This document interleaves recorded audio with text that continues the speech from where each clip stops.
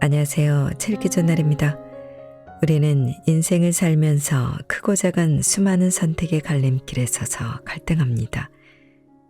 어떤 색깔의 옷을 입을지, 어떤 음료를 마실지 같은 소소한 일에서부터 결혼, 출산, 취업, 이직, 독립 등과 관련된 인생의 중요한 문제들까지 어느 쪽이 옳은지도 분명하지 않고 이 길을 택했을 때 다른 길의 결과는 끝까지 알 수 없으며 가보기 전에는 어느 길이 최선인지 답을 알 수 없는 것입니다. 우리는 모두 불확실성이라는 숙명을 안고 삽니다. 인생의 중요한 결정에서 다른 결과가 나왔다고 해서 그게 실수가 아니며 나의 바램과는 다른 선택의 결과입니다. 선택의 기로에서 어느 길이 나에게 맞는지 알 수 있는 유일한 방법은 위험을 감수하고 그 길을 직접 걸어보는 수밖에 없습니다. 가보지 않은 길에 대한 결정, 이런 것들은 해결해야 할 문제가 아니라 경험하고 맛보고 음미해야 할 미스터리입니다. 삶에서는 언제 버티고 언제 그만둘지를 아는 선택의 기술이 필요합니다. 포커 게임에서 어떤 카드를 쥐고 어떤 카드를 버려야 하는지, 언제 접고 언제 털고 일어서야 하는지를 알아야 하는 것처럼 어떤 선택을 하느냐가 내가 어떤 사람인지를 규정합니다. 오늘 소개할 책은 러셀 로버츠의 인생의 갈림길에서 더 나은 선택을 하는 법, 결심이 필요한 순간들입니다. 이 책은 답이 보이지 않을 때 방향을 잡아가는 생각법, 인생이 생각대로 흘러가지 않을 때 필요한 삶의 태도, 언제 버티고 언제 그만둘지를 아는 용기 등 거친 세상에서 비틀거리지 않고 대처하는 다양한 방법을 들려주고 있습니다. 자, 그럼 지금부터 잠시 책 속으로 들어가 보겠습니다. 오늘도 책 읽기 좋은 날과 함께 좋은 시간 보내세요. 구독, 좋아요, 사랑합니다.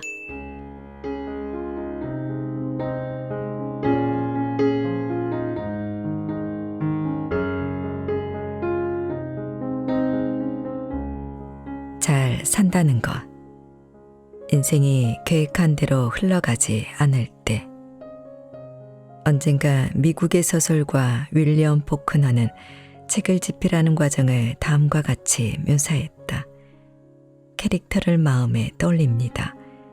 캐릭터가 떠올랐고 제대로 된 캐릭터이고 진실하다면 그때부터는 캐릭터 스스로 집필을 합니다. 그때부터 저는 그냥 캐릭터 뒤를 쫄쫄 따라다니면서 캐릭터가 하는 말과 행동을 그대로 받았을 뿐이에요. 일부 소설가들과는 달리 포그너는 집필을 시작할 때 어떤 책이 나올지 알지 못한다는 소리였다. 그가 창조한 캐릭터와 그가 설정한 상황은 그 자체로 생명력을 지녔다. 유기적인 측면을 가진 이 방법은 우리가 흔히 천재의 작업 방식이라고 할 때 떠올리는 방식, 즉 기발한 계획을 세우고 철저히 진행해서 비전을 현실화하는 방법과는 달랐다. 포그너의 경우 작품의 비전은 작업을 해나가면서 서서히 구체화됐다. 미리 다 짜놓은 게 아니었다. 운이 좋아서 어쩌면 운이 나쁜 것일 수도 있다. 계획한 대로 커리어를 쌓거나 삶을 사는 사람들도 있다. 그 사람들은 자신이 뭘 원하는지 안다. 아니면 적어도 스스로는 안다고 생각한다. 예를 들면 의사가 되고 싶어 한다. 열심히 공부해서 이름 있는 의대에 입학한다. 레지던트 과정을 착실히 마치고 남은 삶을 의사로서 살아간다. 이런 식으로 하나에만 초점을 맞춘 계획에 대해서는 할 말이 많다. 그렇게 해서 금전적으로나 심리적으로나 대단한 보상이 따르는 커리어를 가질 수도 있다. 그러나 대부분의 사람은 계획한 대로 커리어를 쌓거나 삶을 살고 있지 않다. 우리는 내가 뭘 원하는지 모른다. 노마에 오긴 왔는데 정확히 뭘 하는 게 최선인지 전혀 모르겠다. 내가 원하는 거, 좋아하는 거, 내 삶에 의미를 주는 것들은 내 선택을 통해 하나씩 드러난다. 그리고 그렇게 드러나는 과정은 내가 선택을 내리고 그 선택의 결과를 살아가며 무언가를 배우고 그에 따라 내 행동을 조정해가는 일련의 과정과 동시에 진행된다. 내가 원하는 게 뭔지는 책상에 앉아서 연구한다고 혹은 책을 찾아본다고 전문가에게 물어본다고 알 수 있는 게 아니다. 내가 원하는 것은 하루하루 실제로 겪어보면서 알게 된다. 그리고 그 하루하루의 경험을 가져보기 전에는 특정한 정체성을 띠는 게 어떤 기분인지 직접 느껴보기 전에는 우리에게는 흔히 말하는 그 목표라는 게 없다. 자신이 의사가 되고 싶다는 것을 알고 그 플롯이 계획대로 진행될 수 있게 필요한 모든 단계를 밟는 사람처럼 우리도 나만의 내러티브를 한번 짜보려고 시도할지도 모른다. 그러나 대부분의 사람에게는 플롯이라는 게 온전히 내 뜻대로 되지는 않는다. 내러티브는 자체적으로 저만의 길을 간다. 플롯은 예상치 못한 방향으로 꼬이고 캐릭터들은 대본을 벗어나고 예상치 못한 인물이 등장하기도 한다. 답이 없는 문제에 직면하는 법을 생각할 때는 예술가처럼 사는 것도 나쁘지 않다. 우리는 내가 통제할 수 없는 것은 아예 통제를 벗어났다고 생각한다. 마치 다음번 커브를 돌고 나면 그 다음에 뭐가 기다릴지 짐작조차 할 수 없는 놀이공원의 놀이기구처럼 말이다. 그러나 내가 통제할 수 없다는 점을 인정한다고 해서 전혀 통제가 안 되거나 계획조차 세울 수 없다는 뜻은 아니다. 오히려 이는 경험해 나가면서 새롭게 알게 되는 정보에 맞춰 계획이나 여행을 수정할 기회가 생길 거라고 믿는다는 뜻이다. 이는 가이드북 없이 일주일간 노마를 방문하는 것과 비슷하다. 빙판길에서 차가 미끄러지기 시작할 때와 비슷하다. 우리 본능은 차를 빨리 제어해야만 할 것 같고 가고 싶은 방향으로 바퀴를 돌려놓아야 할 것 같고 브레이크를 세게 콱 밟아야만 할 것 같다. 하지만 그렇게 했다가는 오히려 더 심하게 미끄러지게 된다. 때로는 그냥 가속 페달에 발을 떼고 차가 스스로 균형을 되찾도록 내버려두는 편이 낫다. 예술가처럼 산다는 말은 세상에 대한 그리고 당신 자신에 대한 새로운 발견에 마음을 연다는 뜻이다. 시인이나 조각가, 소설가, 작곡가는 창작물을 만드는 과정에서 내가 지금 뭘 만들고 있는지 서서히 알아간다. 이들은 어떤 알고리즘을 가지고 작업을 시작하는 게 아니다. 대리석에서 다비드가 아닌 부분을 모두 제거하는 게 미켈란젤로의 알고리즘이 아니라면 말이다. 베토벤 역시 앞에 나온 다음에 와야 할 딱 맞는 음을 고르면서 한음 한음 나아간 것으로 보인다. 예술가는 자신이 뭘 만들어내게 될지 전혀 모르는 경우도 많다. 그들은 자신이 계획하고 있는 게 뭔지 알아내려고 창작물을 만든다. 뭘 그릴지 알려면 일단 그리기 시작해야 한다. 엘리자베스 비숍은 말을 해나가면서 자신이 하고 싶은 말을 발견했다. 삶도 마찬가지다. 예술가처럼 산다는 걸 실제로 들여다보면 선택권과 떼려야 뗄 수 없는 관계가 있다. 내가 살면서 들었던 최고의 조언 중 하나는 거절의 중요성에 관한 것이다. 자칫하면 너무 많은 약속을 남발해서 하찮은 일에 시간을 낭비하고 가장 중요하다고 생각하는 일은 이루지 못한 채 꼼짝도 못하고 있는 스스로를 발견하게 될 것이다. 당신이 세운 계획을 실현할 수 없을 것이다. 늘 곁길로 새 버릴 것이다. 그런데 이는 또한 최악의 조언 중 하나이기도 하다. 늘 혹은 너무 자주 거절한다면 알게 되면 좋을 사람과 연이 닿을 기회를 놓치게 될 것이다.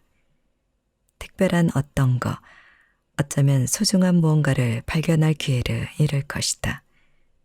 살면서 우연히 무언가 좋은 일을 만날 일이 줄어들 것이다. 선택권을 최대한 활용한다는 말은 당장 뚜렷한 가치가 눈에 보이지 않지만 당신의 인연과 경험, 지평을 확장해 줄 가능성이 있는 일들을 수락한다는 뜻이다.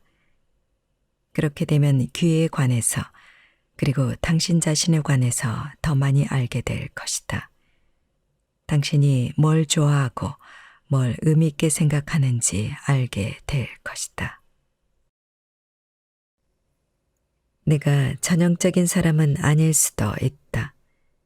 의사가 되고 싶다면 보통은 여기서부터 거기에 도달할 계획과 방법이 필요하다. 계획이 있는 것도 괜찮다. 어쩌면 괜찮은 거 훨씬 그 이상이다. 정작 어려운 부분은 상황이 어긋나거나 내가 세운 계획이 나에게 맞지 않음을 알게 됐을 때 그 계획을 언제 포기할지 아는 것이다. 이 역시 하나의 예술이다. 혹자는 이렇게 말할 것이다. 절대로 내 꿈을 포기하지 마. 버텨. 하지만 실제로는 어떤 꿈은 비현실적이라는 걸 알게 될 것이다. 꿈이 악몽으로 판명난다면 버리고 떠나야 한다. 언제 꿈을 접고 언제 꿈을 유지할지 아는 것도 하나의 기술이다. 포커였다면 이 기술을 정량화할 수 있겠지만 삶은 그렇지 않다. 당신이 어떤 사람인지 당신의 장점과 한계를 알고 매번 최선을 다해 의사결정을 내릴 수밖에 없다. 이 경우는 오히려 규칙, 계속 버텨 혹은 너무 힘들면 그만둬 이 있는 게 길을 잃게 만들 수 있다. 삶에서는 언제 버티고 언제 그만둘지를 아는 기술을 개발해야 한다. 내가 가장 자랑스럽게 여기는 성취들은 대부분 언뜻 보기에 나라는 사람이나 기존의 내 계획과 잘 안 맞을 것 같은 일을 수락했을 때 일어났다. 박사학위를 땄을 당시 나는 팟캐스트를 운영하겠다는 계획을 세우지는 않았다. 인터넷이 없던 시절이다.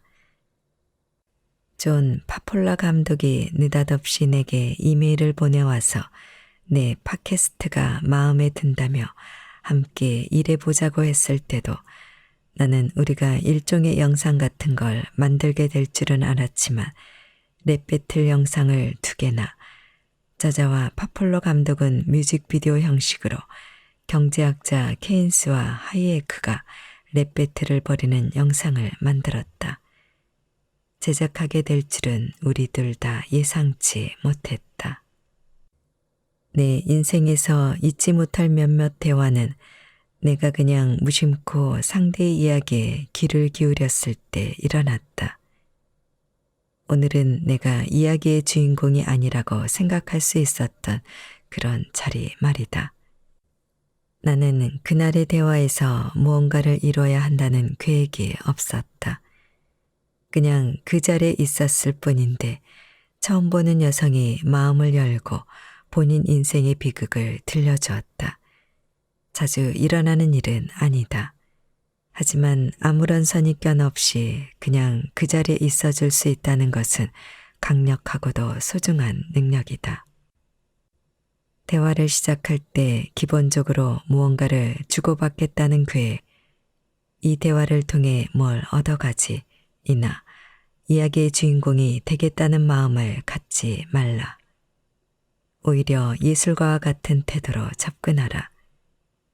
이런저런 목표를 세우지 말라. 대화를 어느 방향으로 끌고 가겠다는 계획 없이 그냥 흘러가는 대로 놓아둬라. 최고의 대화는 예상치 못한 방향으로 흘러가서 결국 사람들을 더 가까워지게 하거나 몰랐던 사실을 알려주거나 새로운 교훈을 주면서 끝이 난다.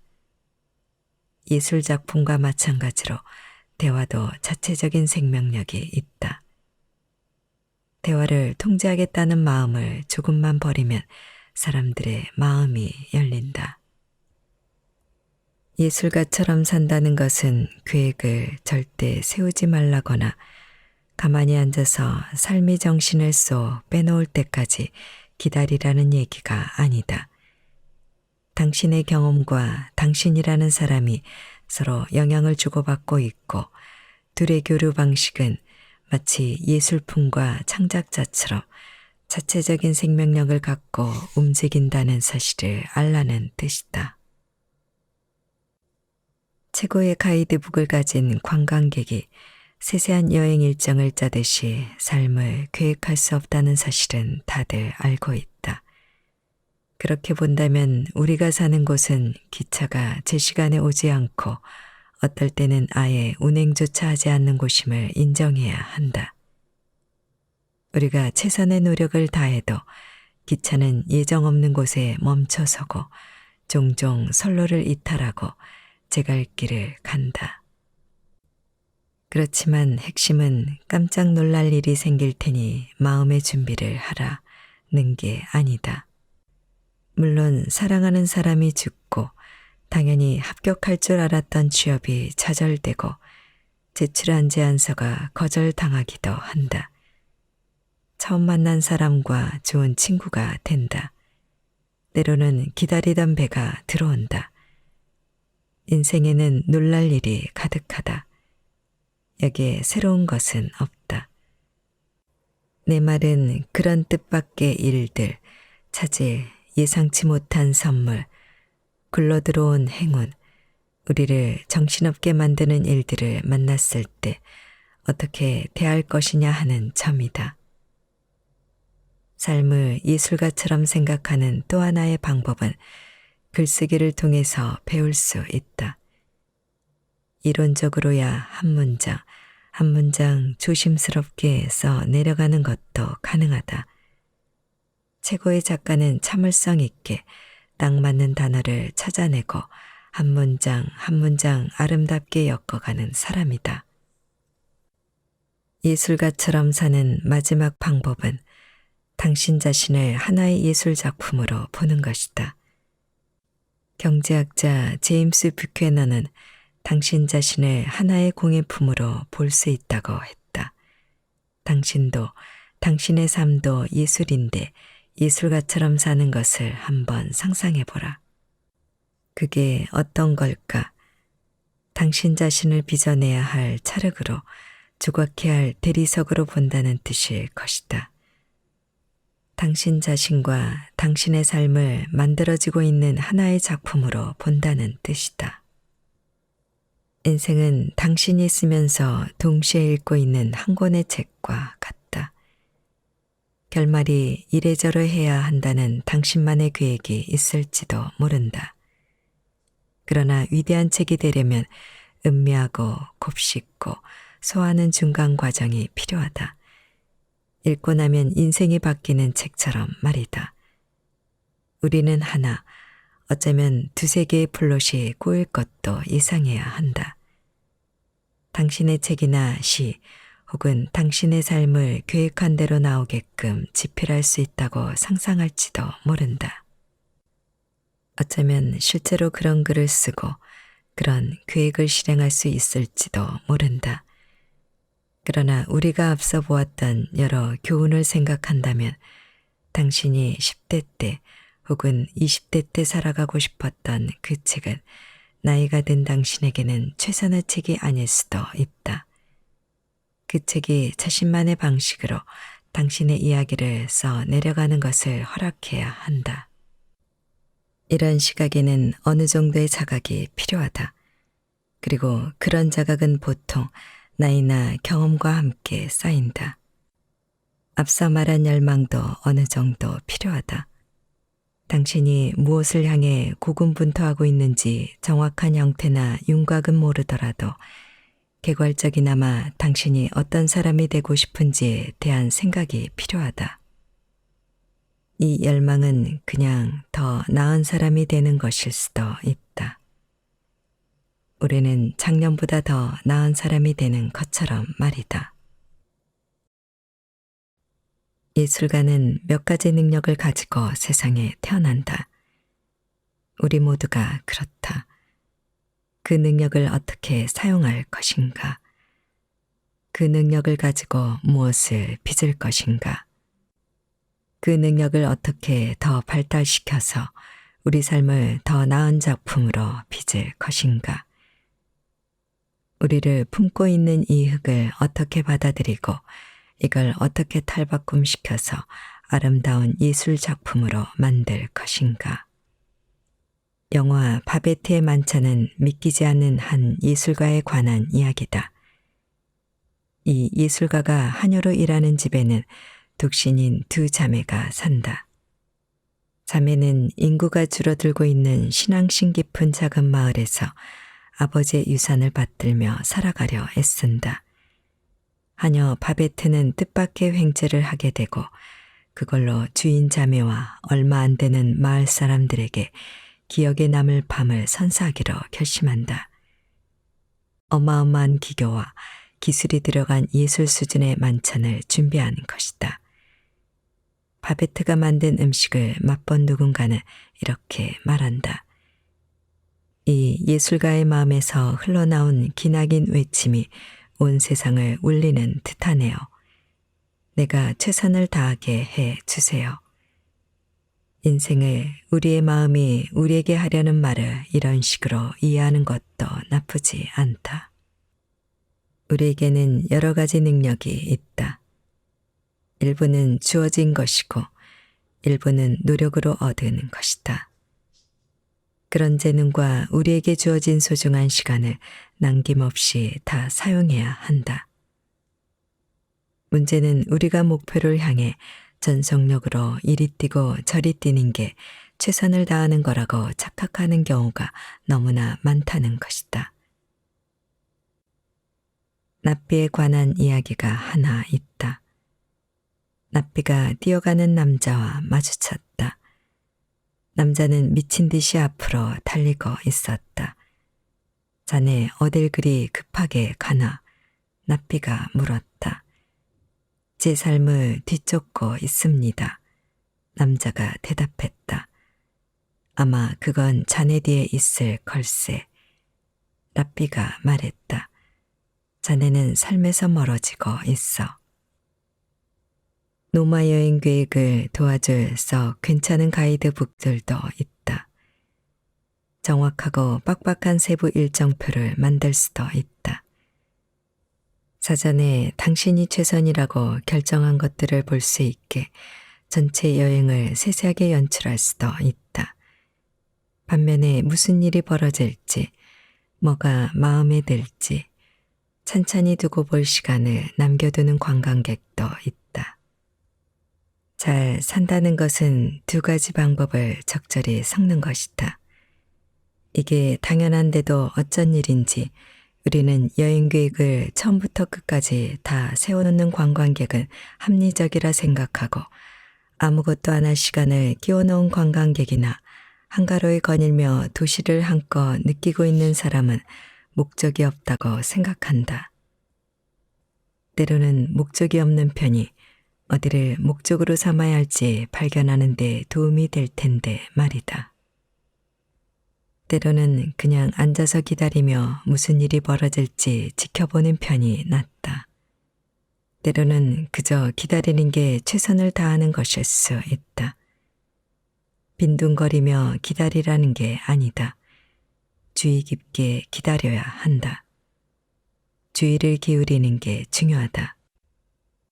때로는 아무것도 하지 않고 앞으로 다가올 것에 대한 마음의 준비를 하는 게 최선을 다하는 것이다. 속도를 놓치면 앞으로 다가올 것이 도착했을 때 알아보기가 더 쉬울 것이다.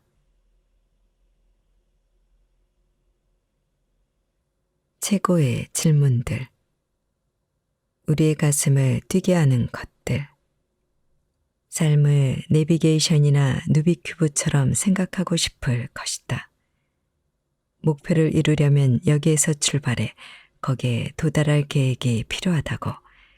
이용 가능한 최선의 정보와 데이터에 기초한 계획과 알고리즘이 필요하다고 생각하고 싶을 것이다. 데이터가 훌륭하고 계획이 훌륭할수록 더 많은 걸 이룰 수 있다고 생각하고 싶을 것이다. 하지만 그건 답이 있는 문제에만 해당되는 얘기다. 답이 없는 문제에는 다른 식의 접근법이 필요하다. 최선의 경로만 따지고 있을 게 아니라 애초에 어디로 갈 것인지를 고민해 봐야 한다.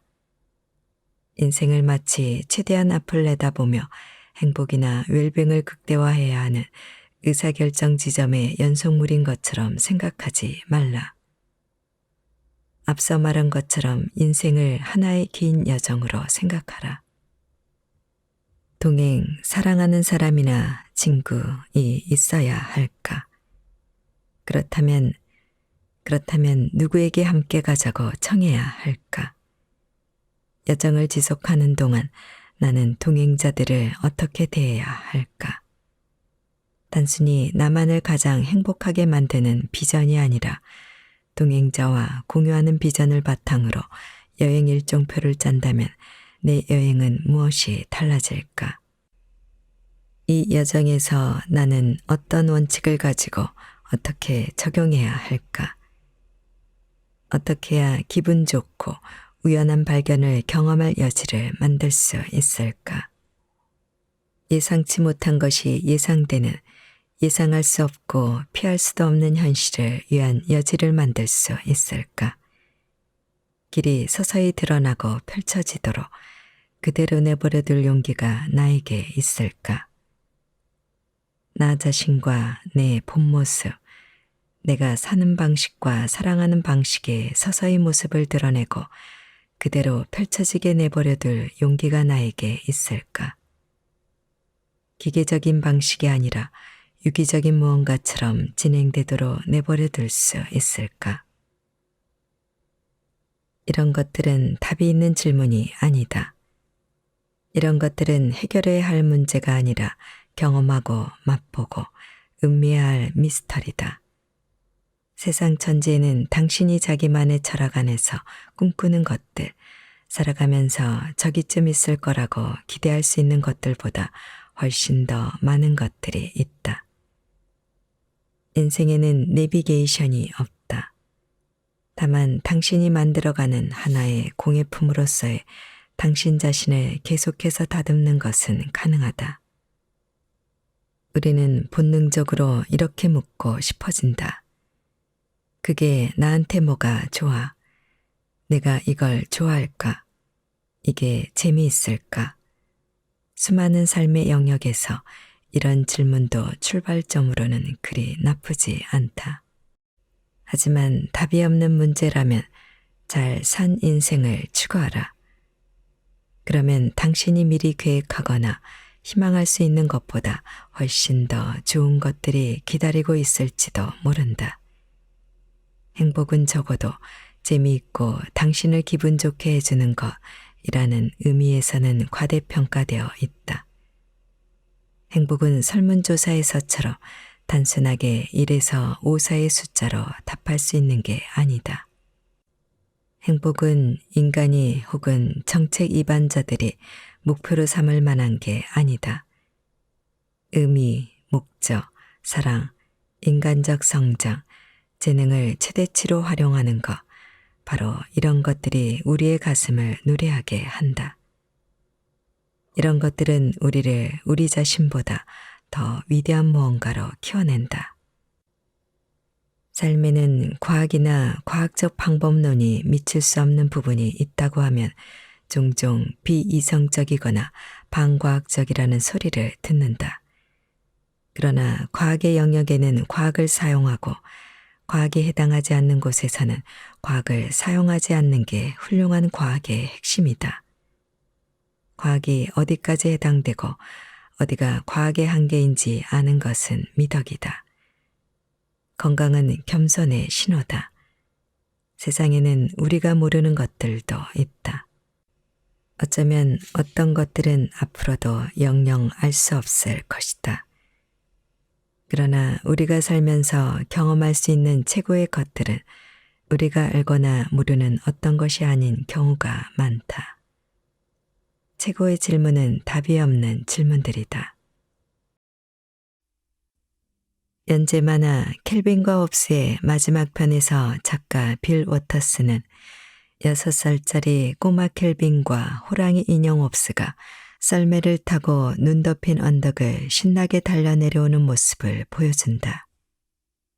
켈빈은 홉스에게 오늘은 가능성으로 가득 찬 하루라며 이렇게 말한다. 홉스, 내 오랜 친구야. 마법 같은 세상이야. 탐험을 떠나자. 세상이 그처럼 마법 같을 수 있는 것은 탐험이 있기 때문이기도 하다. 지난 세월, 인생을 경험하면서 나는 경제학자라기보다는 오히려 켈빈주의자처럼 되었다. 당신이 아직 과정에 있는 작품임을 이해하기 위해서라도 탐험은 중요하다. 어디로 가고 싶은지, 그곳에 도착하면 나는 어떤 사람이 되어 있을 것 같은지 생각을 해봐야 한다. 그 여정을 위한 나의 조언을 시로 써 보았다. 여행주의보라고 부르기로 하자. 확실성을 찾고 싶은 충동을 조심하라. 절대적으로 확실한 것, 분명한 것. 손안에 든 새라는 유혹. 한두 번쯤은 달걀을 몽땅 한 바구니에 넣어라. 도박을 해 보라. 사랑에 관해서라면 데이트 신청을 하라. 불확실성을 환영하라. 모험을 걸어보라. 안전한 가로등 밑을 떠나라. 편안한 모닥불 곁을 떠나라. 밤을 즐기라. 뱀파이어는 되지 말고. 동행을 찾으라. 친구를 만들라. 화해하라. 주인공, 출연진의 일원이 되려고 노력하라. 빨리 가지 말고 멀리 가라. 발을 뻗으라. 손을 내밀라. 가끔은 제일 높은 가지에 달린 복숭아를 향해 손을 뻗으라. 뛰지 말라. 걸으라. 가끔은 기다리며 지켜보라. 스모키 스카치 위스키를 마셔보라. 별로인가? 한 번 더 마셔보라. 두 번 더 마셔보라. 원칙을 지키기 위해서라면 대가를 따지지 말라. 움츠리지 말라. 꽃 피우라. 성장하라. 키우라. 당신 안의 불길을. 열망하라. 높은 곳을 겨냥하라. 더 높으면 더 좋다. 여러분이 잘 산 인생을 살 수 있기를 바란다. 수영장에서 시간을 보내고 수영장이 아닌 곳에서도 시간을 보내며 당신에게 의미 있고 곁에 있는 사람에게도 의미 있는 일들을 하길 바란다. 안전한 여행이 되길.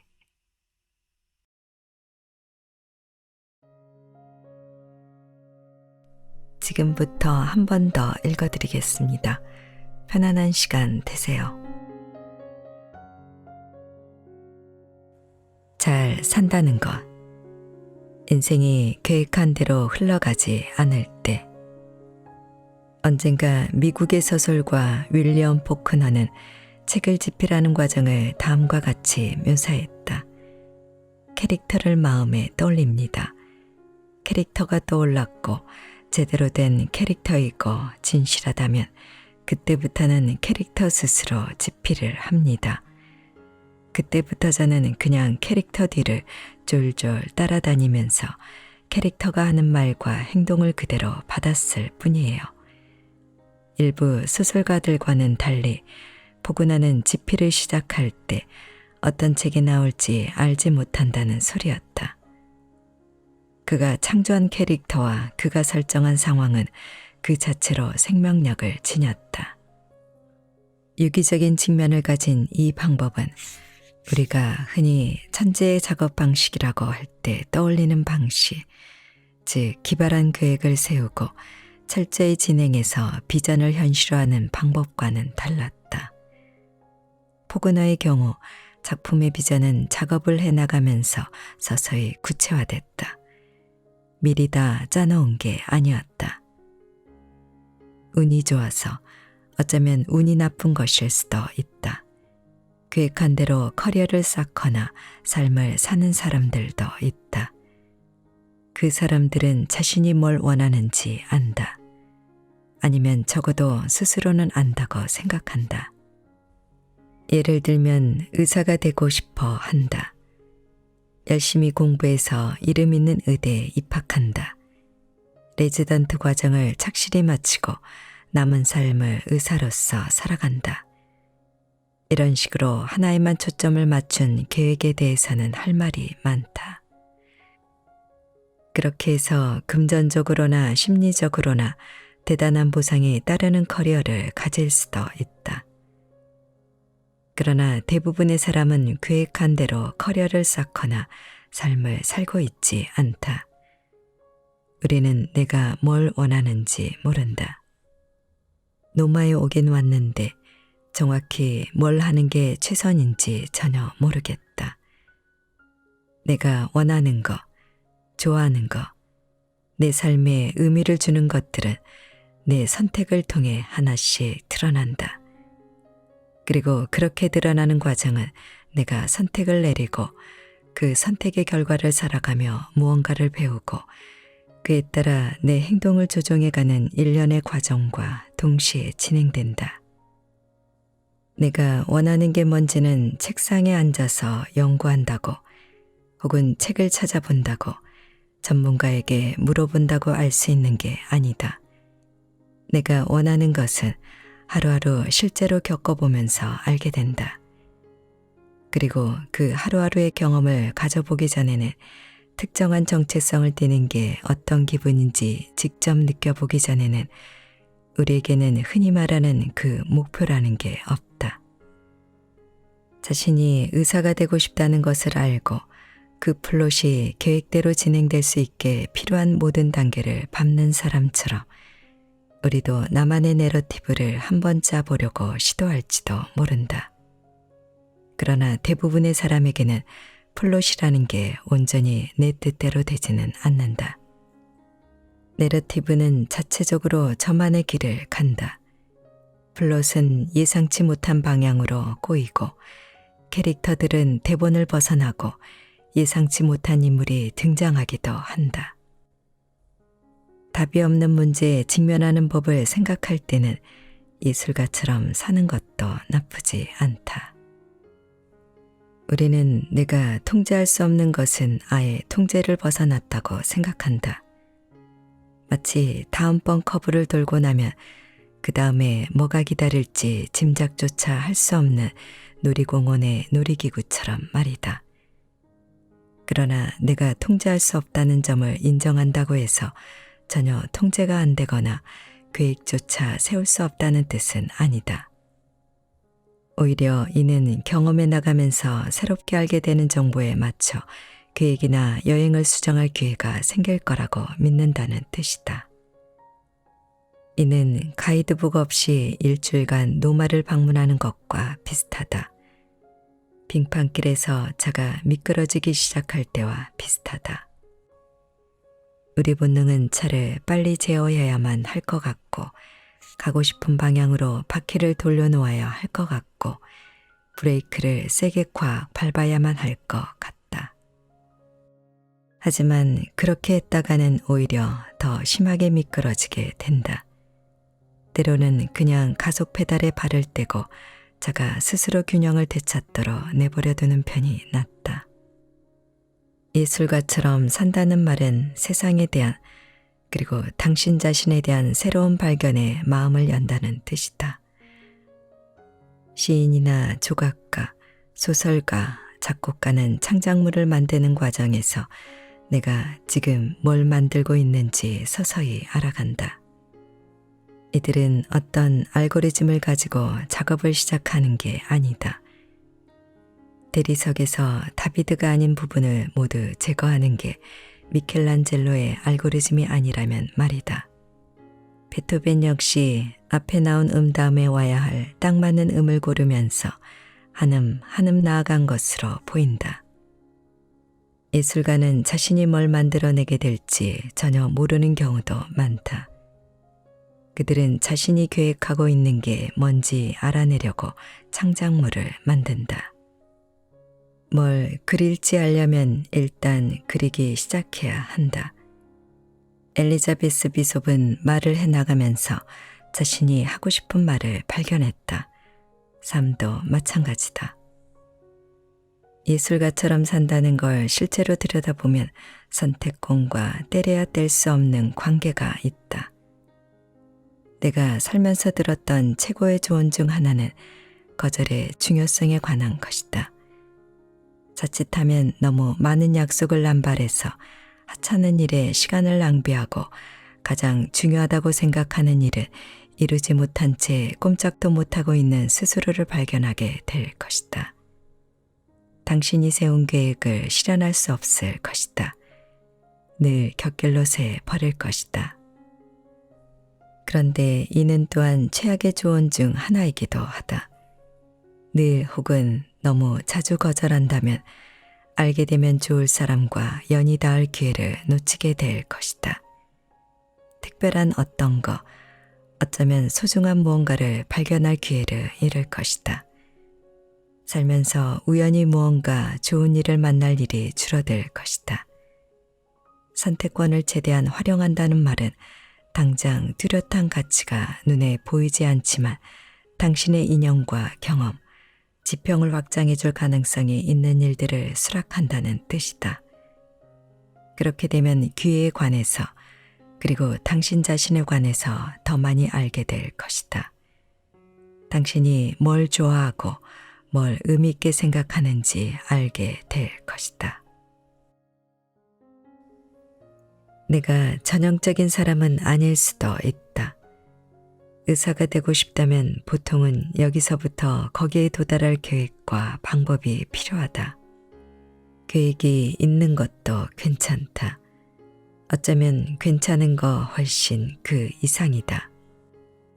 정작 어려운 부분은 상황이 어긋나거나 내가 세운 계획이 나에게 맞지 않음을 알게 됐을 때 그 계획을 언제 포기할지 아는 것이다. 이 역시 하나의 예술이다. 혹자는 이렇게 말할 것이다. 절대로 내 꿈을 포기하지 마. 버텨. 하지만 실제로는 어떤 꿈은 비현실적이라는 걸 알게 될 것이다. 꿈이 악몽으로 판명난다면 버리고 떠나야 한다. 언제 꿈을 접고 언제 꿈을 유지할지 아는 것도 하나의 기술이다. 포커였다면 이 기술을 정량화할 수 있겠지만 삶은 그렇지 않다. 당신이 어떤 사람인지 당신의 장점과 한계를 알고 매번 최선을 다해 의사결정을 내릴 수밖에 없다. 이 경우는 오히려 규칙, 계속 버텨 혹은 너무 힘들면 그만둬 이 있는 게 길을 잃게 만들 수 있다. 삶에서는 언제 버티고 언제 그만둘지를 아는 기술을 개발해야 한다. 내가 가장 자랑스럽게 여기는 성취들은 대부분 언뜻 보기에 나라는 사람이나 기존의 내 계획과 잘 안 맞을 것 같은 일을 수락했을 때 일어났다. 박사학위를 땄을 당시 나는 팟캐스트를 운영하겠다는 계획을 세우지는 않았다. 인터넷이 없던 시절이다. 존 파폴라 감독이 느닷없이 내게 이메일을 보내와서 내 팟캐스트가 마음에 든다며 함께 일해보자고 했을 때도 나는 우리가 일종의 영상 같은 걸 만들게 될 줄은 알았지만 랩 배틀 영상을 2개나 저자와 파폴러 감독은 뮤직비디오 형식으로 경제학자 케인스와 하이에크가 랩 배틀을 벌이는 영상을 만들었다. 제작하게 될 줄은 우리 둘 다 예상치 못했다. 내 인생에서 잊지 못할 몇몇 대화는 내가 그냥 무심코 상대의 이야기에 귀를 기울였을 때 일어났다. 오늘은 내가 이야기의 주인공이 아니라고 생각할 수 있었던 그런 자리 말이다. 나는 그날의 대화에서 무언가를 이뤄야 한다는 계획이 없었다. 그냥 그 자리에 있었을 뿐인데 처음 보는 여성이 마음을 열고 본인 인생의 비극을 들려주었다. 자주 일어나는 일은 아니다. 하지만 아무런 선입견 없이 그냥 그 자리에 있어줄 수 있다는 것은 강력하고도 소중한 능력이다. 대화를 시작할 때 기본적으로 무언가를 주고받겠다는 계획, 이 대화를 통해 뭘 얻어가지 이나 이야기의 주인공이 되겠다는 마음을 갖지 말라. 오히려 예술가와 같은 태도로 접근하라. 이런저런 목표를 세우지 말라. 대화를 어느 방향으로 끌고 가겠다는 계획 없이 그냥 흘러가는 대로 놓아두라. 최고의 대화는 예상치 못한 방향으로 흘러가서 결국 사람들을 더 가까워지게 하거나 몰랐던 사실을 알려주거나 새로운 교훈을 주면서 끝이 난다. 예술 작품과 마찬가지로 대화도 자체적인 생명력이 있다. 대화를 통제하겠다는 마음을 조금만 버리면 사람들의 마음이 열린다. 예술가처럼 산다는 것은 계획을 절대 세우지 말라거나 가만히 앉아서 삶의 정신을 쏘 빼놓을 때까지 기다리라는 얘기가 아니다. 당신의 경험과 당신이라는 사람이 서로 영향을 주고받고 있고 둘의 교류 방식은 마치 예술품과 창작자처럼 자체적인 생명력을 갖고 움직인다는 사실을 알라는 뜻이다.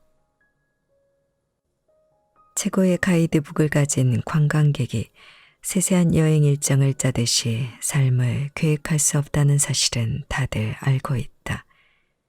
그렇게 본다면 우리가 사는 곳은 기차가 제 시간에 오지 않고 어떨 때는 아예 운행조차 하지 않는 곳임을 인정해야 한다. 우리가 최선의 노력을 다해도 기차는 예정 없는 곳에 멈춰서고 종종 선로를 이탈하고 제 갈 길을 간다.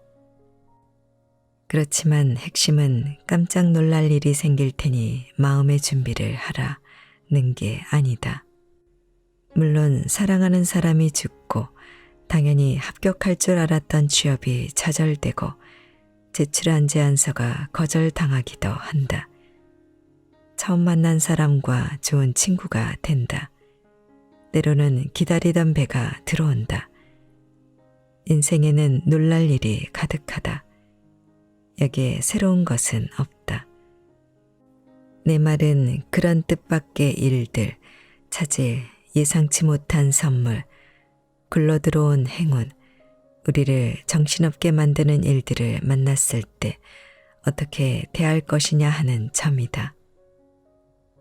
삶을 예술가처럼 생각하는 또 하나의 방법은 글쓰기를 통해서 배울 수 있다.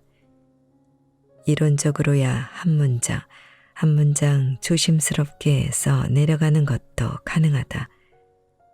최고의 작가는 참을성 있게 딱 맞는 단어를 찾아내고 한 문장 한 문장 아름답게 엮어가는 사람이다. 예술가처럼 사는 마지막 방법은 당신 자신을 하나의 예술 작품으로 보는 것이다. 경제학자 제임스 뷰캐넌은 당신 자신을 하나의 공예품으로 볼 수 있다고 했다. 당신도 당신의 삶도 예술인데 예술가처럼 사는 것을 한번 상상해 보라. 그게 어떤 걸까?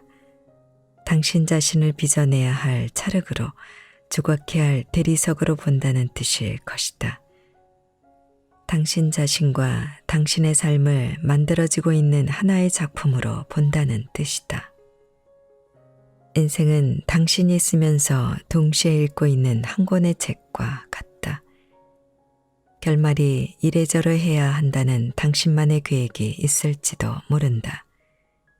그러나 위대한 책이 되려면 음미하고 곱씹고 소화하는 중간 과정이 필요하다. 읽고 나면 인생이 바뀌는 책처럼 말이다. 우리는 하나, 어쩌면 두세 개의 플롯이 꼬일 것도 예상해야 한다. 당신의 책이나 시 혹은 당신의 삶을 계획한 대로 나오게끔 집필할 수 있다고 상상할지도 모른다. 어쩌면 실제로 그런 글을 쓰고 그런 계획을 실행할 수 있을지도 모른다. 그러나 우리가 앞서 보았던 여러 교훈을 생각한다면 당신이 10대 때 혹은 20대 때 살아가고 싶었던 그 책은 나이가 든 당신에게는 최선의 책이 아닐 수도 있다. 그 책이 자신만의 방식으로 당신의 이야기를 써 내려가는 것을 허락해야 한다. 이런 시각에는 어느 정도의 자각이 필요하다.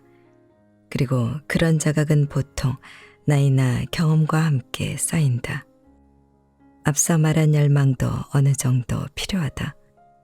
당신이 무엇을 향해 고군분투하고 있는지 정확한 형태나 윤곽은 모르더라도 개괄적이나마 당신이 어떤 사람이 되고 싶은지에 대한 생각이 필요하다. 이 열망은 그냥 더 나은 사람이 되는 것일 수도 있다. 우리는 작년보다 더 나은 사람이 되는 것처럼 말이다. 예술가는 몇 가지 능력을 가지고 세상에 태어난다. 우리 모두가 그렇다. 그 능력을 어떻게 사용할 것인가? 그 능력을 가지고 무엇을 빚을 것인가? 그 능력을 어떻게 더 발달시켜서 우리 삶을 더 나은 작품으로 빚을 것인가? 우리를 품고 있는 이 흙을 어떻게 받아들이고 이걸 어떻게 탈바꿈시켜서 아름다운 예술 작품으로 만들 것인가? 영화 바베트의 만찬은 믿기지 않는 한 예술가에 관한 이야기다. 이 예술가가 한여로 일하는 집에는独신인 두 자매가 산다. 자매는 인구가 줄어들고 있는 신앙심 깊은 작은 마을에서 아버지의 유산을 받들며 살아가려 애쓴다. 하녀 바베트는 뜻밖의 횡재를 하게 되고 그걸로 주인 자매와 얼마 안 되는 마을 사람들에게 기억에 남을 밤을 선사하기로 결심한다. 어마어마한 기교와 기술이 들어간 예술 수준의 만찬을 준비한 것이다. 바베트가 만든 음식을 맛본 누군가는 이렇게 말한다. 이 예술가의 마음에서 흘러나온 기나긴 외침이 온 세상을 울리는 듯하네요. 내가 최선을 다하게 해 주세요. 인생을 우리의 마음이 우리에게 하려는 말을 이런 식으로 이해하는 것도 나쁘지 않다. 우리에게는 여러 가지 능력이 있다.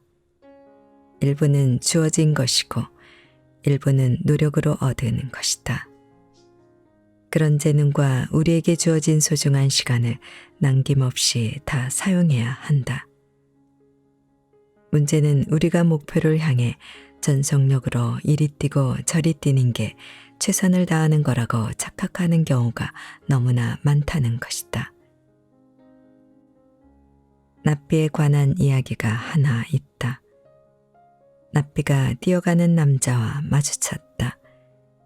남자는 미친 듯이 앞으로 달리고 있었다. 자네 어딜 그리 급하게 가나? 납비가 물었다. 제 삶을 뒤쫓고 있습니다. 남자가 대답했다. 아마 그건 자네 뒤에 있을 걸세. 납비가 말했다. 자네는 삶에서 멀어지고 있어. 노마 여행 계획을 도와줄 썩 괜찮은 가이드북들도 있다. 정확하고 빡빡한 세부 일정표를 만들 수도 있다. 사전에 당신이 최선이라고 결정한 것들을 볼 수 있게 전체 여행을 세세하게 연출할 수도 있다. 반면에 무슨 일이 벌어질지, 뭐가 마음에 들지, 찬찬히 두고 볼 시간을 남겨두는 관광객도 있다.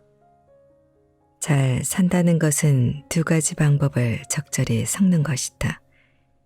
이게 당연한데도 어쩐 일인지 우리는 여행 계획을 처음부터 끝까지 다 세워놓는 관광객은 합리적이라 생각하고 아무것도 안 할 시간을 끼워놓은 관광객이나 한가로이 거닐며 도시를 한껏 느끼고 있는 사람은 목적이 없다고 생각한다. 때로는 목적이 없는 편이 어디를 목적으로 삼아야 할지 발견하는 데 도움이 될 텐데 말이다. 때로는 그냥 앉아서 기다리며 무슨 일이 벌어질지 지켜보는 편이 낫다. 때로는 그저 기다리는 게 최선을 다하는 것일 수 있다. 빈둥거리며 기다리라는 게 아니다. 주의 깊게 기다려야 한다. 주의를 기울이는 게 중요하다. 때로는 아무것도 하지 않고 앞으로 다가올 것에 대한 마음의 준비를 하는 게 최선을 다하는 것이다. 속도를 놓치면 앞으로 다가올 것이 도착했을 때 알아보기가 더 쉬울 것이다. 최고의 질문들. 우리의 가슴을 뛰게 하는 것들. 삶을 내비게이션이나 누비큐브처럼 생각하고 싶을 것이다.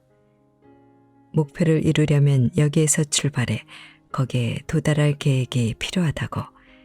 이용 가능한 최선의 정보와 데이터에 기초한 계획과 알고리즘이 필요하다고 생각하고 싶을 것이다.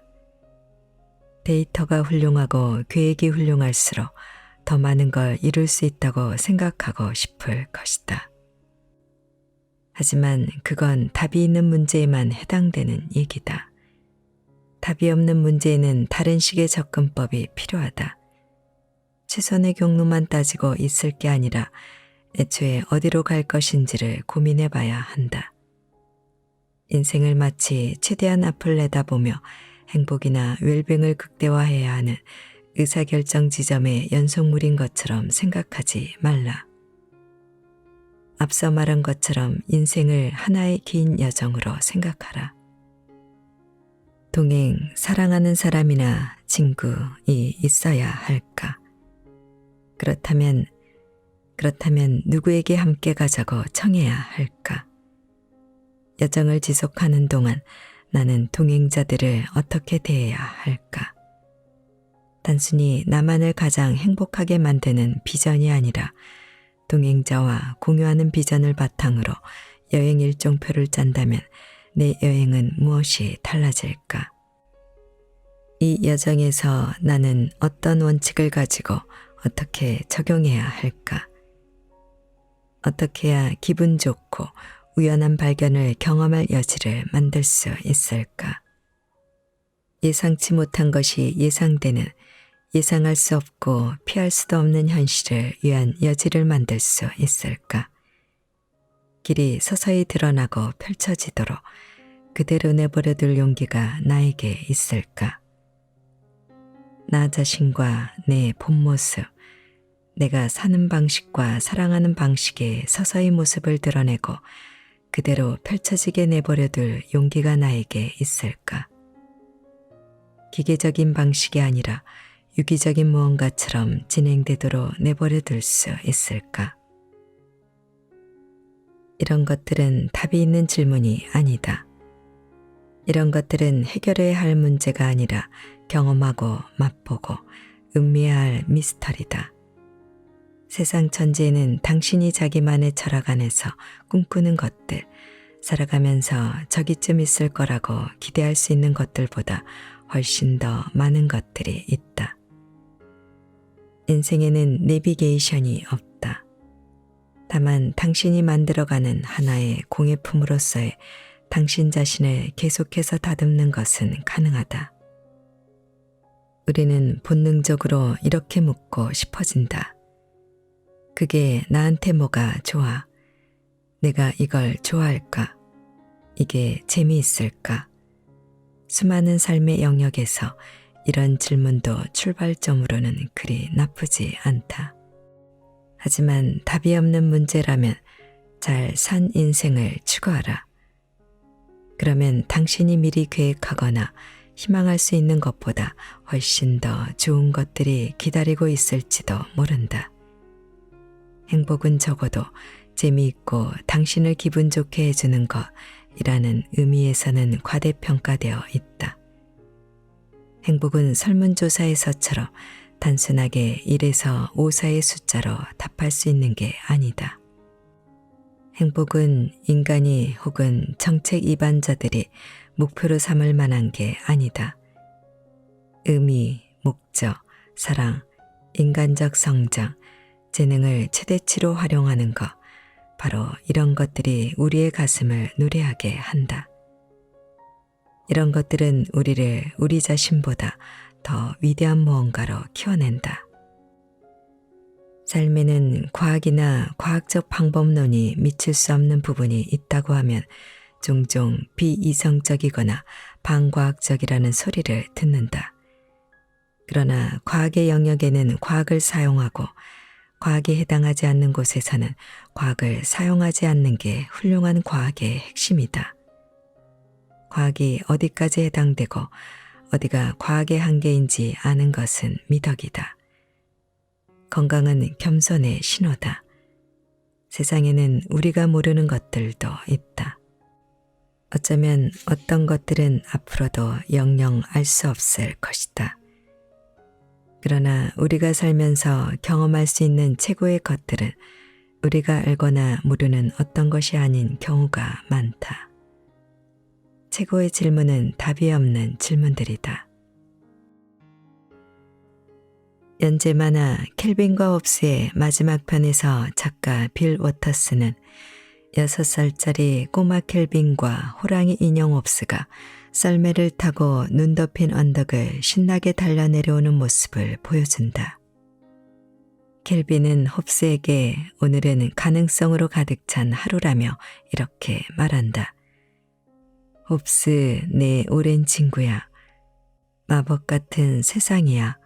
탐험을 떠나자. 세상이 그처럼 마법 같을 수 있는 것은 탐험이 있기 때문이기도 하다. 지난 세월, 인생을 경험하면서 나는 경제학자라기보다는 오히려 켈빈주의자처럼 되었다. 당신이 아직 과정에 있는 작품임을 이해하기 위해서라도 탐험은 중요하다. 어디로 가고 싶은지, 그곳에 도착하면 나는 어떤 사람이 되어 있을 것 같은지 생각을 해봐야 한다. 그 여정을 위한 나의 조언을 시로 써 보았다. 여행주의보라고 부르기로 하자. 확실성을 찾고 싶은 충동을 조심하라. 절대적으로 확실한 것, 분명한 것. 손안에 든 새라는 유혹. 한두 번쯤은 달걀을 몽땅 한 바구니에 넣어라. 도박을 해 보라. 사랑에 관해서라면 데이트 신청을 하라. 불확실성을 환영하라. 모험을 걸어보라. 안전한 가로등 밑을 떠나라. 편안한 모닥불 곁을 떠나라. 밤을 즐기라. 뱀파이어는 되지 말고. 동행을 찾으라. 친구를 만들라. 화해하라. 주인공, 출연진의 일원이 되려고 노력하라. 빨리 가지 말고 멀리 가라. 팔을 뻗으라. 손을 내밀라. 가끔은 제일 높은 가지에 달린 복숭아를 향해 손을 뻗으라. 뛰지 말라. 걸으라. 가끔은 기다리며 지켜보라. 스모키 스카치 위스키를 마셔보라. 별로인가? 한 번 더 마셔보라. 두 번 더 마셔보라. 원칙을 지키기 위해서라면 대가를 따지지 말라. 움츠리지 말라. 꽃 피우라. 성장하라. 키우라. 당신 안의 불길을. 열망하라. 높은 곳을 겨냥하라. 더 높으면 더 좋다. 여러분이 잘 산 인생을 살 수 있기를 바란다. 수영장에서 시간을 보내고 수영장이 아닌 곳에서도 시간을 보내며 당신에게 의미 있고 곁에 있는 사람에게도 의미 있는 일들을 하길 바란다. 안전한 여행이 되길.